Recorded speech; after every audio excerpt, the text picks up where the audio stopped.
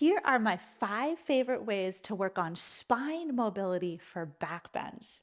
So we know that in back bends, like yoga back bends, our spine is in a position of spinal extension. And so, of course, in order to prep or prepare for back bends, it makes sense to move our spine into extension.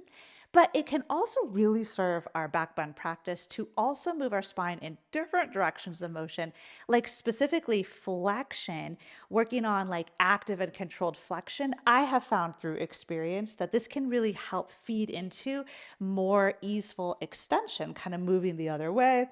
And also rotating the spine and side bending the spine are also other great ways to mobilize the spine and work on mobility that should benefit back bends. So in this video, we have my 5 favorite ways to do that, and I hope you enjoy these ideas.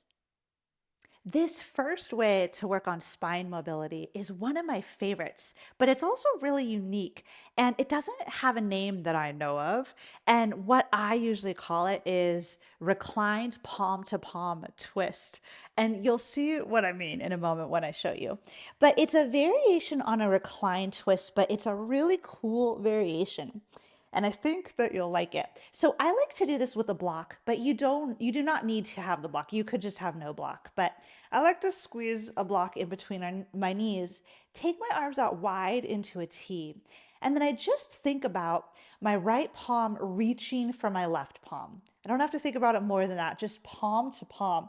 And then naturally, my right hand will reach up and across, and the palm, probably won't actually get palm on palm. It may be fingers to palm, fingers to wrist, maybe fingers somewhere on the forearm, but we're reaching in that direction. And then we go out wide again. And then I will go left palm to right palm. I reach up and over and I unwind that back to the starting position. And you can just go back and forth like this, reaching palm to palm. And as you can see, as I create this movement, the arm reaches and that will pull my spine up off the floor into this rotation. And then I set my spine back down and I take my arms wide. So it's a really great way to work on active spinal rotation. But in this kind of unique position, we tend to not really see reclined twists perform this way. In fact, usually in a reclined twist, usually it's the lower body that moves relative to the upper body, something like this, and then we hold that statically. But in this variation, the lower body stays stabilized and we move the upper body relative to the lower body, but it's still a reclined twist. I'm still reclined and I'm twisting, but it's upper body relative to lower. So that is the reclined palm to palm twist. And I like it for spine mobility in general, but I also really like it as a prep for back bends. My second favorite way to work on spine mobility for back bends, maybe a bit of a surprising one, but it's with good old knees, chest, chin. Now, knees, chest, chin is a pretty common yoga transition, although I tend to find that many realms within the yoga community don't teach knees, chest, chin, but then in other parts of the yoga community, it's really popular.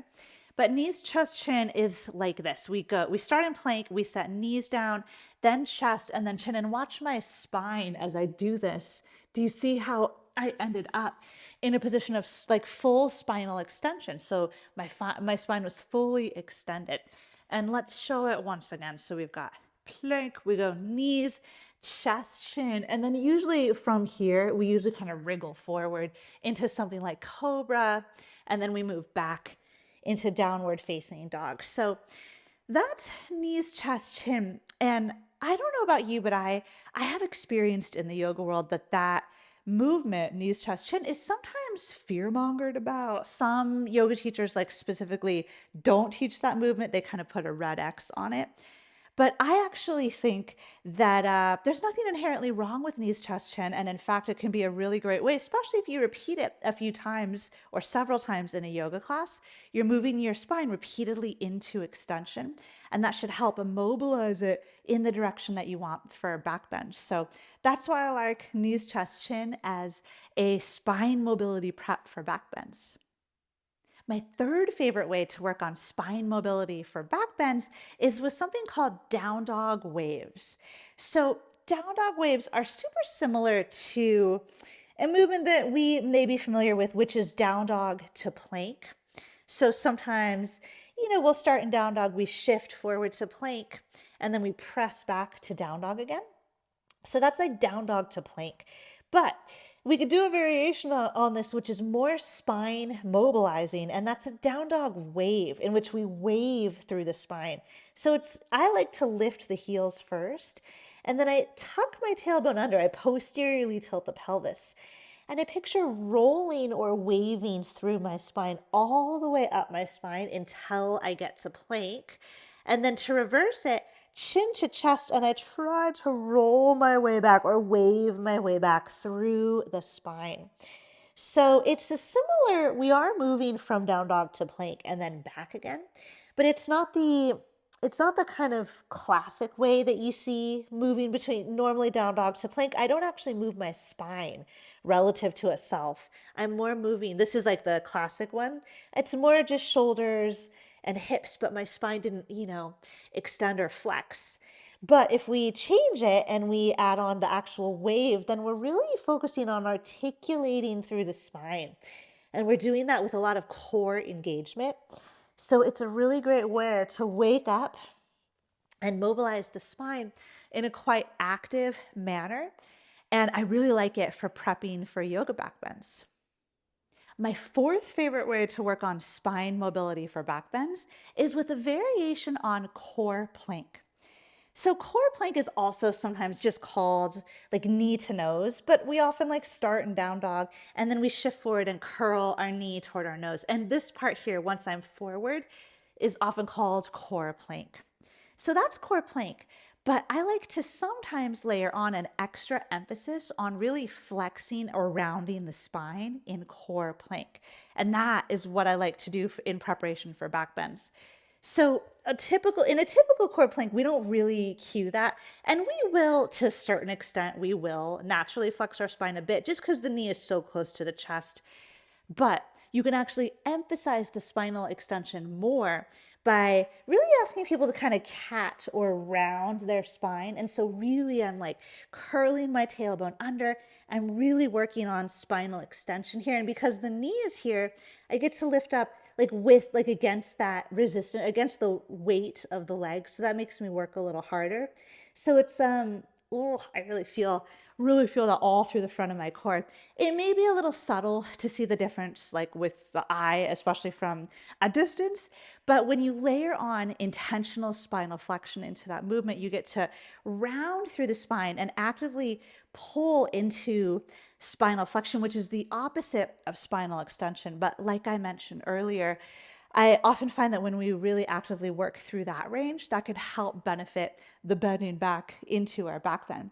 So it's just a subtle shift of emphasis on core plank, but I might think of it as like core plank with a spinal flexion emphasis. Really think of catting the spine, and feeling the abdominals on the front just really contract to round you in. My final favorite way to work spine mobility in preparation for back bends is with a movement that will actually take our spine through lateral flexion or side bending. So it's just a simple side bend, but I like to do it this way where I take one hand behind my head and then one arm along the side. And I just think of sliding that hand down my leg. I don't even have to think consciously about side bending, but if I just think slide the hand down the leg, then naturally what happens is I have to arc into a side bend. And it's this nice active side bend. I just slide the hand down just till, I get a stretch or can't go any further. And then I come back up. So you can repeat that many times in a row and then do the other side. It's a great way to, again, actively mobilize into lateral flexion. And then in a strength training context, and in our strength for yoga programs, we prescribe this sometimes where we have the side bend, but with weight. So that's actually going to add more load to the opposite side. So hand behind hand, we're holding a weight, and then we let the weight lower down. And as it lowers, this, here it's my right side body here, like my right lateral core is being loaded eccentrically as I lower down, and then this works concentrically to lift me back up.